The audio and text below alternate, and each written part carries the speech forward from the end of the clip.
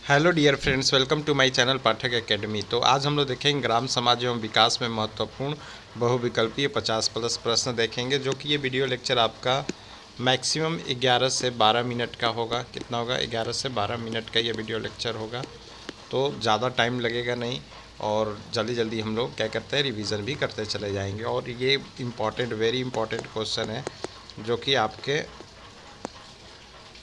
Examination point of view से beneficial होने वाला है। तो इस वीडियो लेक्चर को शुरू से अंत तक जरूर देखें। चलिए देर न करते वीडियो लेक्चर की शुरुआत करते हैं। तो फर्स्ट क्वेश्चन है हमारे पास कि निम्नलिखित में से गलत युग्म को इंगित कीजिए। तो कानपुर चमड़ा से संबंधित है, बिल्कुल सही है। वाराणसी सीमेंट से संबंधित नहीं है, तो इसमें गलत को इंगित करना था। मेरठ चीनी से संबंधित है, सहारनपुर कागज़ से संबंधित है, लेकिन वाराणसी सीमेंट से संबंधित नहीं है। नेक्स्ट साइड चलते हैं। उत्तर प्रदेश में सबसे पुराना विश्वविद्यालय है। तो उत्तर प्रदेश सबसे पुराना विश्वविद्यालय इलाहाबाद विश्वविद्यालय है, प्रयागराज में, जो कि इलाहाबाद में पहले था। ठीक है, इलाहाबाद में पहले था लेकिन अब प्रयागराज बन गया। तो इलाहाबाद विश्वविद्यालय उत्तर प्रदेश का सबसे पुराना विश्वविद्यालय है। जनगणना 2011 के अनुरूप निम्नलिखित उत्तर प्रदेश में जिलों में से किस जिलों में ग्रामीण क्षेत्र में रहने वाले लोगों की संख्या अधिकतम है? तो ग्रामीण क्षेत्र में रहने वाले लोगों की संख्या अधिकतम प्रयागराज में है। नेक्स्ट साइड चलते, उत्तर प्रदेश में सस्य जलवायु क्षेत्रों की संख्या कितनी है? तो उत्तर प्रदेश में सस्य जलवायु क्षेत्रों की संख्या 9 है। कितनी है? 9 है। नेक्स्ट साइड चलते हैं। लखनऊ जिले की सीमा निम्नलिखित में से किस जिले की सीमा को स्पर्श नहीं करती है? तो लखनऊ की जिला बलिया को स्पर्श नहीं करती है, बाद बाकी उन्नाव, हरदोई और बाराबंकी को स्पर्श करती है। उत्तर प्रदेश सरकार की आय का सबसे बड़ा भाग आता है। तो उत्तर प्रदेश सरकार की आय का सबसे बड़ा भाग व्यापार कर से आता है। किससे आता है? व्यापार कर से। नेक्स्ट साइड चलते हैं। निम्न में से कौन सा राज्य विश्वविद्यालय है? तो डॉक्टर राम मनोहर लोहिया राष्ट्रीय विधि विश्वविद्यालय लखनऊ जो है आपका राज्य विश्वविद्यालय। बाद बाकी काशी हिंदू विश्वविद्यालय, इलाहाबाद विश्वविद्यालय और प्रयागराज और डॉक्टर भीमराव अंबेडकर विश्वविद्यालय लखनऊ, ये सब सेंट्रल यूनिवर्सिटी है, मीन्स केंद्रीय यूनिवर्सिटी है। ठीक है, नेक्स्ट साइड चलते हैं। उत्तर प्रदेश का एकमात्र मुक्त विश्वविद्यालय अवस्थित है। तो उत्तर प्रदेश का एकमात्र मुक्त विश्वविद्यालय प्रयागराज में अवस्थित है। ठीक है, नेक्स्ट साइड चलते हैं। भारतीय सब्जी शोध संस्थान स्थित है। तो भारतीय सब्जी शोध संस्थान स्थित है वाराणसी में। नेक्स्ट साइड चलते हैं। गौतम बुद्ध नगर जिले का मुख्यालय है। तो गौतम बुद्ध नगर जिले का मुख्यालय नोएडा में है। उत्तर प्रदेश में पर्यटन विकास निगम की स्थापना हुई थी। तो उत्तर प्रदेश में पर्यटन विकास की स्थापना 1974 में हुई थी। निम्नलिखित का भौगोलिक क्षेत्रफल की दृष्टि से सही आरोही क्रम है। तो इसका भौगोलिक क्षेत्रफल की दृष्टि से सही आरोही क्रम है आपका गौतम बुद्ध नगर पहले, फिर बाराबंकी, मिर्ज़ापुर, फिर सोनभद्र। ठीक है, नेक्स्ट साइड चलते हैं। उत्तर प्रदेश गन्ना अनुसंधान काउंसिल अवस्थित है। तो उत्तर प्रदेश गन्ना अनुसंधान काउंसिल अवस्थित है शाहजहाँपुर में। कहाँ पर? शाहजहाँपुर में।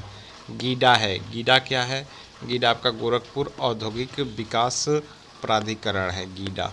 ठीक है, Gorakhpur industrial development authority, GIDA. GIDA है कि आपका गोरखपुर औद्योगिक विकास प्राधिकरण। इंग्लिश वाले स्टूडेंट के लिए Gorakhpur industrial development authority, industrial development. ठीक है, आगे नेक्स्ट चलते हैं। भारतीय वनस्पति शोध संस्थान अवस्थित है। तो भारतीय वनस्पति शोध संस्थान अवस्थित है लखनऊ में। नेक्स्ट साइड चलते हैं। निम्नलिखित में से किसमें विज्ञान नगरी अवस्थित है? तो विज्ञान नगरी अवस्थित है लखनऊ में। नेक्स्ट साइड चलते हैं। उत्तर प्रदेश कृषि अनुसंधान परिषद स्थित है। तो उत्तर प्रदेश कृषि अनुसंधान परिषद स्थित है लखनऊ में। नेक्स्ट साइड चलते हैं। किस प्रकार की मिट्टी में पौधे उगाते समय सतही आर्द्रता के कारण जड़ों का सतही उथला मकड़ जाल फैल जाता है? तो उथला मकड़ जाल फैल जाता है लवणीय मिट्टी में। नेक्स्ट स्लाइड चलते हैं। उत्तर प्रदेश राज्य के वित्तीय स्वास्थ्य की देखरेख तथा सरकारी लेन देनों में पारदर्शिता लाने के लिए कौन सी वेबसाइट तैयार की गई है? तो वो वेबसाइट का नाम है कोसवानी वेबसाइट। कौन सा? कोसवानी वेबसाइट। उत्तर प्रदेश राजमार्ग भू नियंत्रण अधिनियम किस वर्ष में पारित किया गया था? तो ये पारित किया गया था 1945 में। नेक्स्ट स्लाइड चलते हैं। गेहूं की फसल की बुआई से फसल कटाई तक का कितना न्यूनतम अंतराल वांछित है?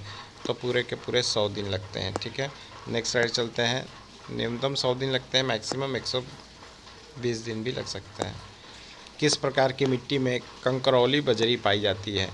तो किस प्रकार की मिट्टी में कंकरौली बजरी पाई जाती है? तो वो पाई जाती है आपके बांगर मिट्टी में। Next slide.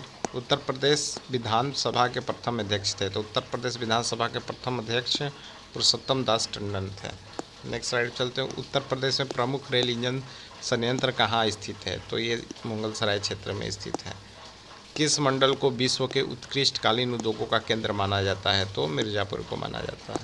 Next slide. कौन से शास्त्रीय नृत्य रूप का उत्तर प्रदेश में उद्भव हुआ? तो वह है कथक। नेक्स्ट स्लाइड चलते हैं। कौन सी फसल पाने का शिकार सहजता से हो जाती है? कौन सी फसल पाले का शिकार सहजता से हो जाती है? तो वो है लाल चना। नेक्स्ट स्लाइड चलते हैं। निम्नलिखित में से कौन सी अनाज की फसल नहीं है? तो इसमें से अनाज की फसल ये सभी नहीं है, ठीक है। न मूंगफली अनाज की फसल है, न सरसों है, न गन्ना है। अनाज की फसल क्या होता है? गेहूँ, चावल, दलहन, ये सब होता है। नेक्स्ट स्लाइड पे चलते हैं। इस प्रदेश में वह जिला सूखाग्रस्त जिला घोषित होता है जिसमें 60% से कम वर्षा हुई हो। तो जहाँ पे 60% से कम वर्षा होती है उस जिला को सूखाग्रस्त जिला घोषित किया जाता है। नेक्स्ट स्लाइड पे चलते हैं। प्रश्न। निम्नलिखित में से किसकी एक चम्मच मात्रा में सर्वाधिक कैलोरी होती है? तो एक चम्मच मात्रा में किसमें सर्वाधिक कैलोरी होती है? तो वो देसी घी में होती है। नेक्स्ट स्लाइड में चलते हैं। संविधान किस अनुच्छेद के निर्देशानुसार राज्य सरकारों को पंचायतों का गठन करना होता है? तो संविधान के अनुच्छेद 40 के अनुसार राज्य सरकारों को पंचायतों का गठन करना होता है। नेक्स्ट क्वेश्चन, तो और ये इंपॉर्टेंट क्वेश्चन है, ठीक है। पॉलिटी से भी हो गया और बाद बाकी आपका ग्राम समाज में विकास से भी हो गया। नेक्स्ट स्लाइड पे चलते हैं। विश्व की आबादी की कितनी प्रतिशत महिला किसान है? तो विश्व की आबादी की 8% महिलाएं क्या हैं? किसान हैं।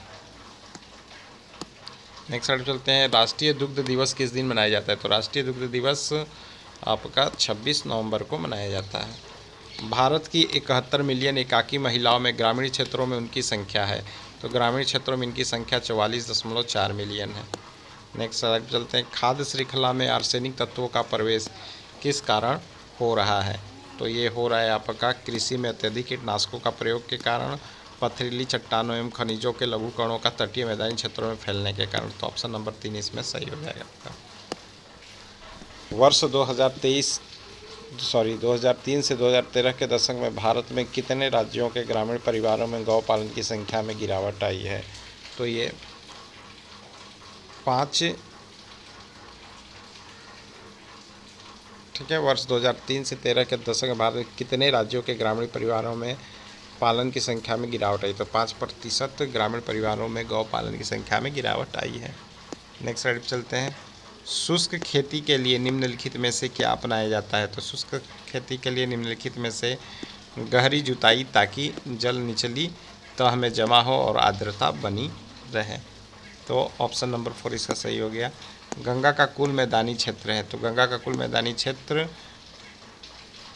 3,57,000 वर्ग किलोमीटर है। कितना है? 3,57,000 वर्ग किलोमीटर। नेक्स्ट स्लाइड पर चलते हैं। निम्नलिखित में से कौन सा उपाय भारत के भूमि सुधारों में शामिल नहीं है? तो इनमें से कौन सा उपाय भारत के भूमि सुधारों में शामिल नहीं है? तो वह है भूमि का राष्ट्रीयकरण। नेक्स्ट स्लाइड चलते हैं। मोवर का प्रयोग किसकी कटाई में किया जाता है? तो मोवर का प्रयोग घास की कटाई में किया जाता है।